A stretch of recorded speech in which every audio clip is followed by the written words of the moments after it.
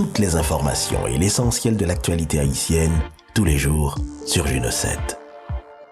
21 janvier 2020, la police nationale d'Haïti a appréhendé 3 individus, dont un membre présumé d'un gang opérant au Gonaïve, et à Fond-des-Nègres, la police a arrêté 2 trafiquants de drogue présumés.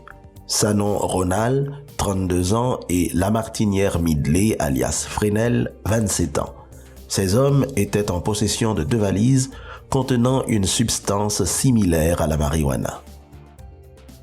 Un terrible accident s'est produit le mercredi 22 janvier au matin au collège mixte Ascension situé rue Geffrard-Pétionville dans la zone de Nancolonie, tuant une personne et en blessant 5 autres, tous élèves de l'école. Un camion dont les freins ont lâché s'est encastré dans le mur de clôture de l'école alors que plusieurs élèves se trouvaient dans la cour. Selon le magistrat Roando Saint-Villiers, doyen du tribunal de première instance de Jacmel, les assises criminelles sans assistance de jury qui ont débuté le mercredi 22 janvier 2020 devront se terminer le 7 février 2020. Le juge Roando Saint-Villiers informe en outre que le tribunal a déjà pris toutes les mesures nécessaires au bon déroulement de ces assises criminelles. Monsieur Pierre Espérance, directeur exécutif du Réseau national de défense des droits humains, a fait savoir dans une déclaration que la résurgence des actes d'insécurité constatés ces derniers jours dans la capitale haïtienne est la conséquence d'un manque de volonté de la part des autorités, des pouvoirs exécutifs et législatifs de renforcer la capacité des acteurs de la chaîne pénale et de l'institution policière. Dans une interview accordée à Juno 7, Monsieur Pierre Espérance a fait une analyse sans compromis de cette réalité qui, selon lui, dépasse le champ d'intervention de la police nationale. Toutes les informations sur Juno 7. Les responsables du ministère de la Santé publique et de la Population ont présenté mardi 21 janvier un document officiel sur la politique nationale de recherche en santé en Haïti.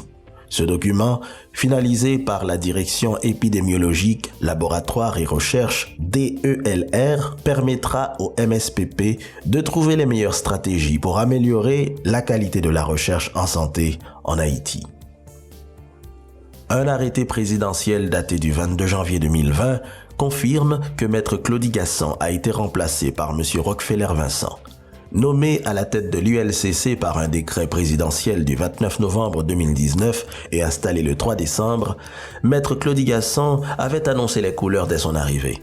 Un bras de fer l'avait opposé dès ses premiers instants au ministre des Affaires étrangères et des Cultes d'une part et au commissaire du gouvernement AI de Port-au-Prince d'autre part.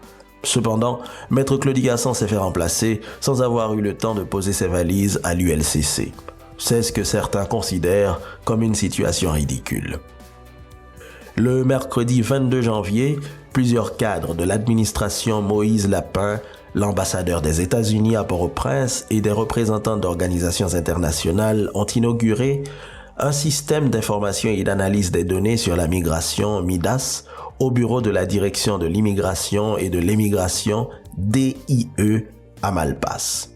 Développé en 2009 par l'OIM, le système MIDAS permet de collecter, d'analyser, de traiter et stocker les informations des voyageurs en temps réel grâce à la saisie automatique des informations biométriques, ce qui permettra de contrôler efficacement les entrées et sorties des gens sur le territoire haïtien, mais aussi d'accroître la sécurité à la frontière.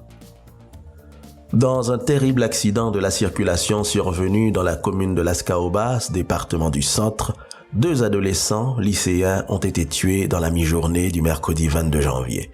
Ils étaient 4 sur une moto lorsqu'une camionnette roulant à grande vitesse a heurté leur véhicule. Les 2 blessés ont été emmenés d'urgence à l'hôpital et les 2 autres sont morts sur le coup. Toutes les informations et l'essentiel de l'actualité haïtienne, tous les jours sur Juno 7. N'oubliez pas, pour avoir accès à des contenus plus informatifs, vous pouvez vous abonner à notre chaîne YouTube Juno 7 et n'oubliez pas de liker nos informations.